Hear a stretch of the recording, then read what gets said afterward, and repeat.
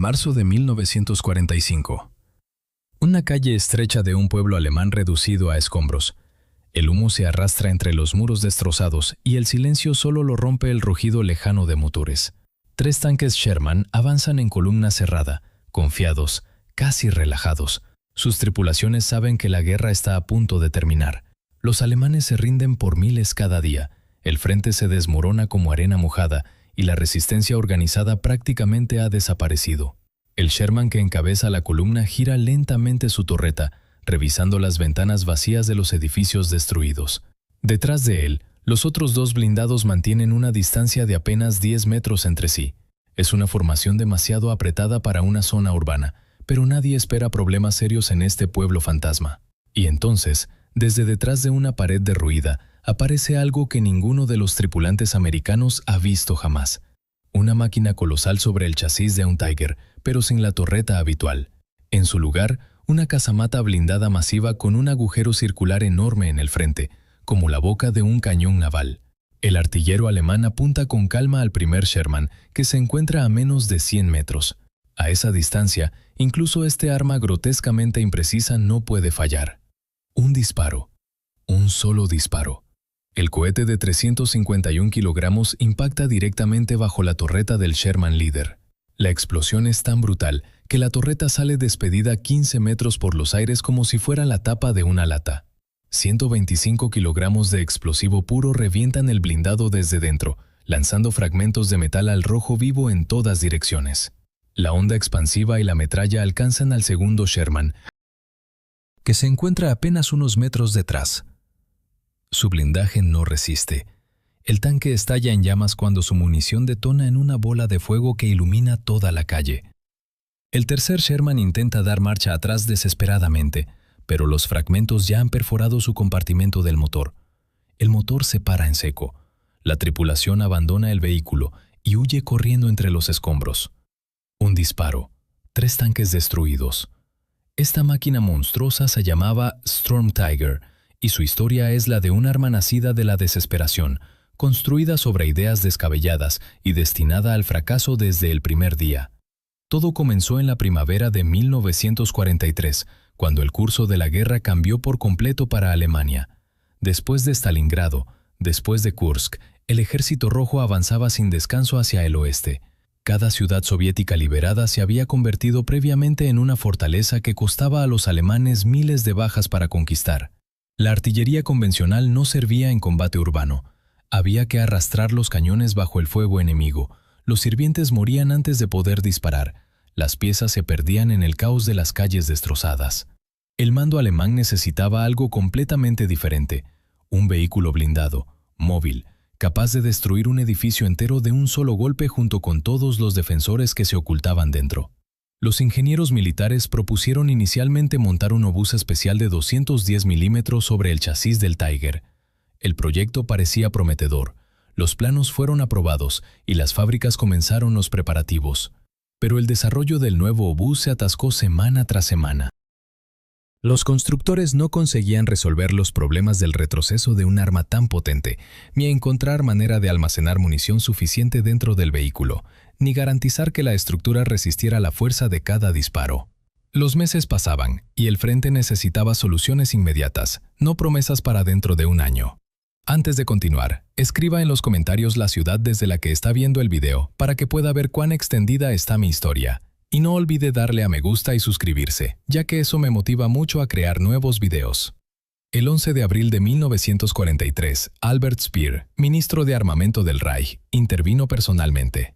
Speer era conocido por encontrar soluciones poco convencionales en situaciones imposibles, y esta vez no fue diferente. Recordó que la Kriegsmarine había desarrollado un lanzacohetes naval de 380 milímetros, el Raketenwerfer 61, diseñado originalmente para armar lanchas rápidas de combate. El arma nunca llegó a ser adoptada por la flota, y sus enormes lanzadores acumulaban polvo en los almacenes. Pero sus cohetes pesaban 350 kilogramos y llevaban 125 kilogramos de explosivo cada uno, suficiente para convertir cualquier edificio en un montón de cascotes. Speer presentó la idea directamente a Hitler, y el Führer quedó fascinado. Montar un arma naval sobre un tanque, crear un acorazado terrestre capaz de arrasar manzanas enteras con un solo disparo. era exactamente el tipo de solución grandiosa y desmesurada que entusiasmaba a Hitler. El proyecto recibió luz verde inmediata y recursos prioritarios.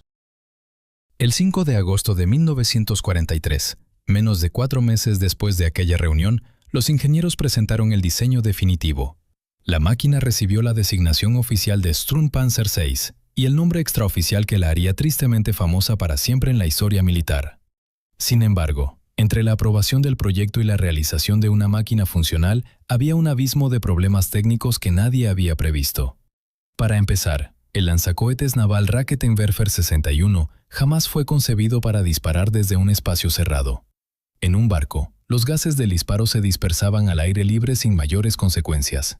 Pero dentro de una casamata blindada de apenas unos metros cúbicos, cada lanzamiento llenaba el habitáculo de humo tóxico y gases de pólvora que asfixiaban a la tripulación. Los ingenieros tuvieron que diseñar un sistema de ventilación forzada que evacuara los gases después de cada disparo, pero incluso con este sistema los tripulantes terminaban cada combate con los ojos enrojecidos, tosiendo y al borde del desmayo.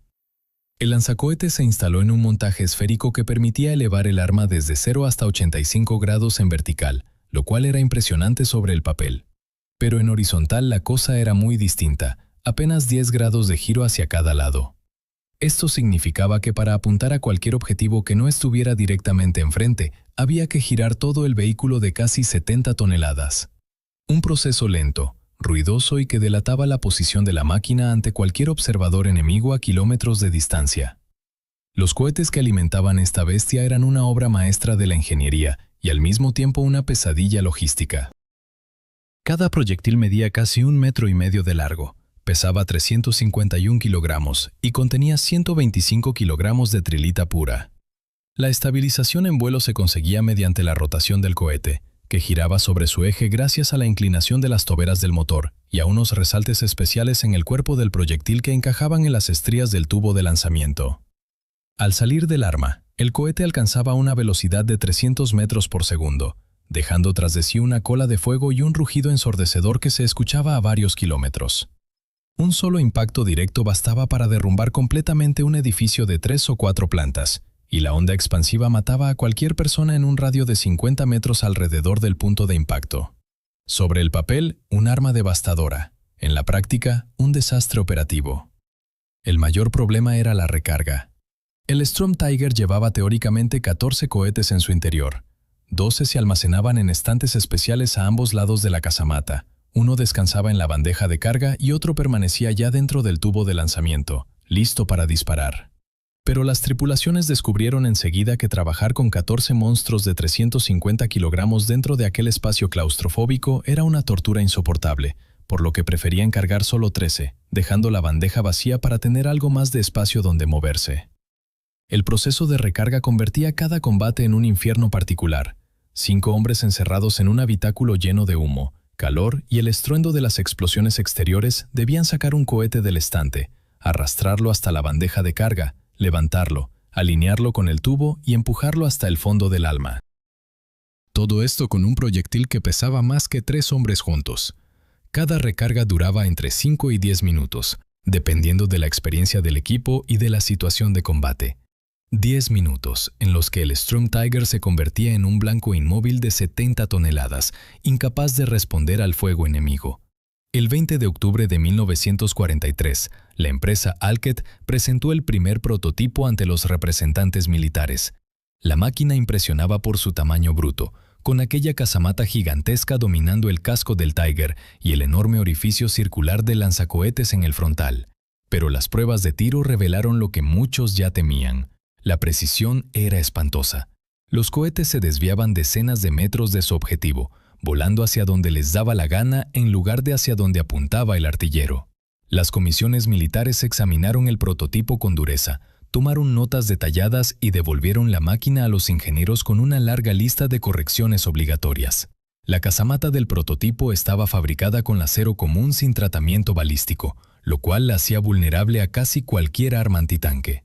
Los ingenieros recibieron la orden de reconstruirla con acero blindado auténtico de hasta 150 milímetros de espesor en el frontal, una protección capaz de resistir los impactos de la mayoría de cañones antitanque aliados.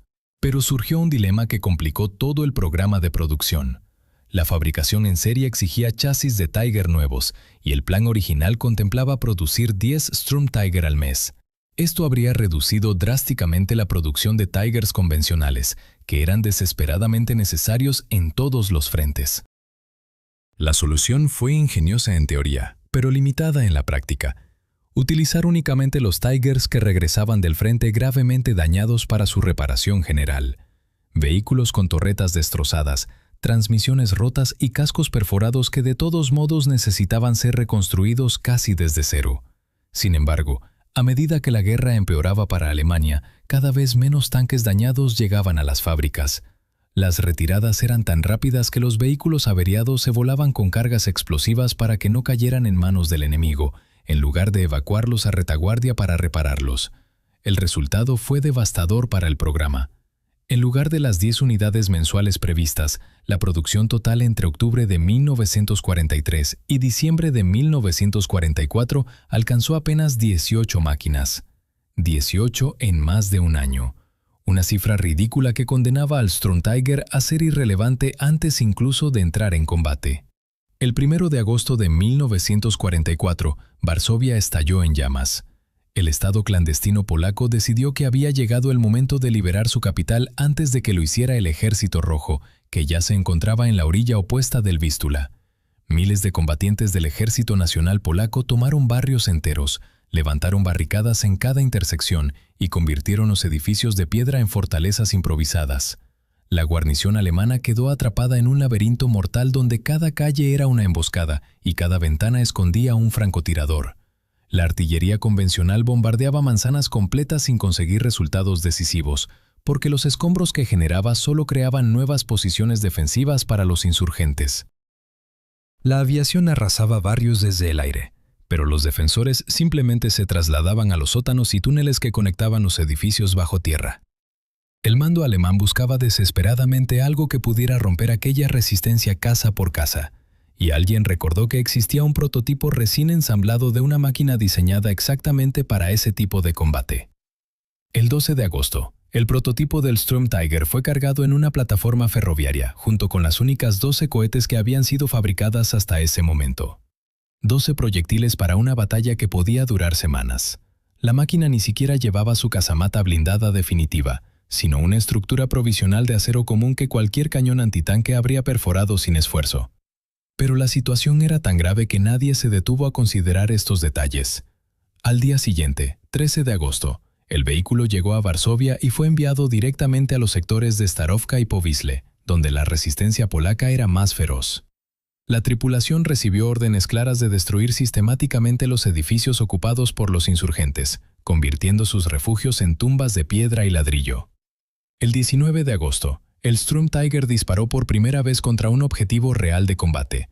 El estruendo del lanzamiento fue tan colosal que en un radio de varias manzanas saltaron los cristales que aún quedaban intactos, y el propio vehículo retrocedió medio metro sobre sus cadenas a pesar de tener los frenos echados. La estela de fuego del cohete trazó un arco humeante sobre los tejados antes de impactar contra una fachada de ladrillo. Y aquí se reveló el primer desastre que nadie había anticipado. Las espoletas de los cohetes habían sido diseñadas para penetrar fortificaciones de hormigón armado con muros de 1 metro de espesor. Búnkeres, casamatas, líneas fortificadas con paredes capaces de resistir bombardeos aéreos. Pero los edificios de Varsovia eran construcciones civiles de ladrillo con muros de apenas medio metro de grosor. El cohete atravesó la pared del edificio como si fuera papel, salió por el lado opuesto y explotó en algún punto de la calle siguiente, o directamente no explotó, enterrándose en el suelo como un dardo gigantesco sin detonar su carga explosiva. Los insurgentes polacos tardaron muy poco en comprender lo que estaba ocurriendo. Descubrieron que permanecer dentro de los edificios de ladrillo era paradójicamente más seguro que estar al aire libre, porque los cohetes los atravesaban sin explotar mientras que la metralla y la onda expansiva de las detonaciones en el exterior eran letales para cualquiera que estuviera a la intemperie. La tripulación del Sturm Tiger envió informes furiosos al mando, exigiendo munición adecuada para blancos ligeros. Las espoletas de penetración eran completamente inútiles contra construcciones civiles, y cada cohete desperdiciado representaba una pérdida irreemplazable dado lo escaso de la producción. Por fortuna para los alemanes, en los depósitos se encontró un lote de cohetes equipados con espoletas de mayor sensibilidad, capaces de detonar al impactar contra obstáculos más ligeros. Estos proyectiles llegaron a Varsovia hacia el 18 de agosto y la situación mejoró considerablemente. Ahora los cohetes explotaban al golpear las fachadas en lugar de atravesarlas, y los resultados eran exactamente tan terroríficos como se había previsto. Edificios de 3 y 4 plantas se derrumbaban como castillos de naipes bajo la fuerza de 125 kilogramos de explosivo, sepultando a todos los que no lograban escapar a tiempo. Entre el 15 y el 18 de agosto, un segundo Sturmtiger llegó a Varsovia para reforzar al prototipo. Esta vez se trataba de una unidad de serie con la casamata blindada completa y mayor capacidad de munición. Con 2 máquinas operativas, los alemanes intensificaron el bombardeo de las posiciones polacas. Ambos vehículos avanzaban metódicamente por las calles, se detenían, apuntaban, disparaban, esperaban los interminables minutos de recarga y volvían a avanzar. Pero incluso con las espoletas correctas, la precisión seguía siendo lamentable. El artillero apuntaba a un edificio concreto y el cohete podía impactar en la manzana de al lado. A distancias superiores a 150 metros, acertar en un blanco específico dependía más de la suerte que de la habilidad del tirador.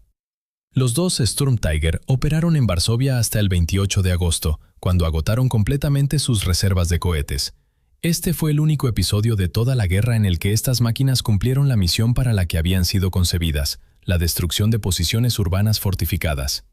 Y aún así, incluso en condiciones ideales para su empleo, demostraron ser armas profundamente defectuosas cuya potencia bruta no compensaba su falta de precisión, su lentitud operativa y su dependencia de una munición casi imposible de conseguir en cantidades suficientes. Tras la experiencia de Varsovia, el mando alemán decidió crear unidades especializadas para operar los Sturmtiger que iban saliendo de las fábricas. Se formaron 3 compañías de asalto con los números 1001, 1002 y 1003. Según la plantilla oficial, cada compañía debía contar con 14 vehículos, pero esas cifras existían únicamente en los documentos. En la realidad, las compañías recibían 3 o 4 máquinas como máximo, a veces incluso menos. La compañía 1001 fue destinada al frente occidental, donde en otoño de 1944 se desarrollaba el dramático repliegue alemán hacia las fronteras del Reich. Los ejércitos angloamericanos habían roto las defensas de Normandía y avanzaban como una apisonadora a través de Francia, liberando ciudades a un ritmo que los alemanes no podían contener. En medio de aquel caos, 3 Sturmtiger de la compañía 1001 fueron desplegados en el sector de Düren y Eschweiler, donde las tropas alemanas intentaban aferrarse a los restos de la línea Sigfrido. Esta línea de fortificaciones había sido construida en los años 30 como una barrera infranqueable en la frontera occidental de Alemania.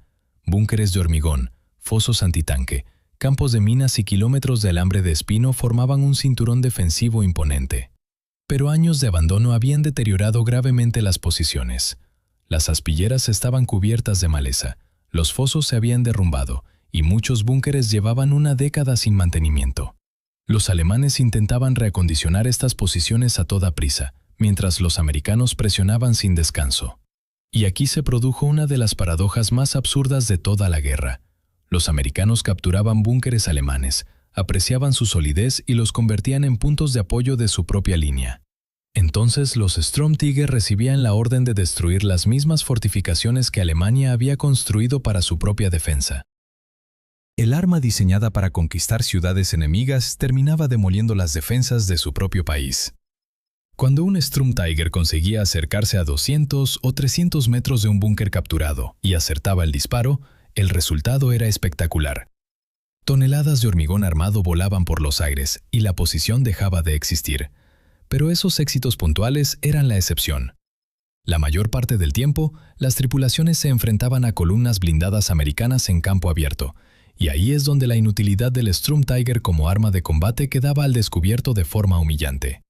Un grupo de 5 o 6 Sherman avanzando por una carretera representaba un blanco móvil para un arma que necesitaba hasta 10 minutos entre cada disparo. El artillero calculaba la distancia, estimaba la velocidad de la columna, apuntaba y disparaba. El cohete salía con un estruendo infernal dejando una nube de humo y polvo que delataba la posición al instante. Y el proyectil caía 20 metros a un lado de la carretera, levantando una montaña de tierra sin causar ningún daño. Los americanos a veces ni siquiera comprendían que les habían disparado y continuaban su marcha sin alterarse. Mientras tanto, la tripulación del Storm Tiger comenzaba el agotador proceso de recarga sabiendo que la artillería enemiga ya estaba calculando su posición a partir de la columna de humo. El segundo disparo llegaba 8 minutos después, cuando la columna americana ya se había dispersado y volvía a fallar.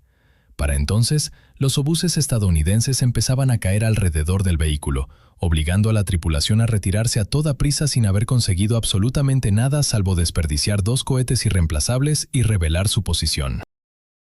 El invierno entre 1944 y 45 concedió un breve respiro al frente occidental tras el fracaso de la ofensiva alemana en las Ardenas. Ambos bandos se preparaban para los combates definitivos. Los 3 Storm Tiger de la compañía 1001 sobrevivieron esos meses milagrosamente, acosados por averías constantes en la transmisión, fallos en el motor y problemas en los mecanismos de puntería.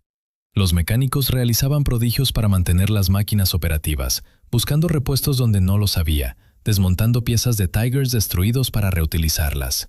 Cada día que un Storm Tiger arrancaba por la mañana era considerado una pequeña victoria en sí misma. En marzo de 1945, los ejércitos angloamericanos lanzaron su ofensiva general para cruzar el Rin y penetrar en el corazón de Alemania. La defensa alemana se resquebrajaba por todas partes. Faltaban soldados, munición, combustible y sobre todo esperanza.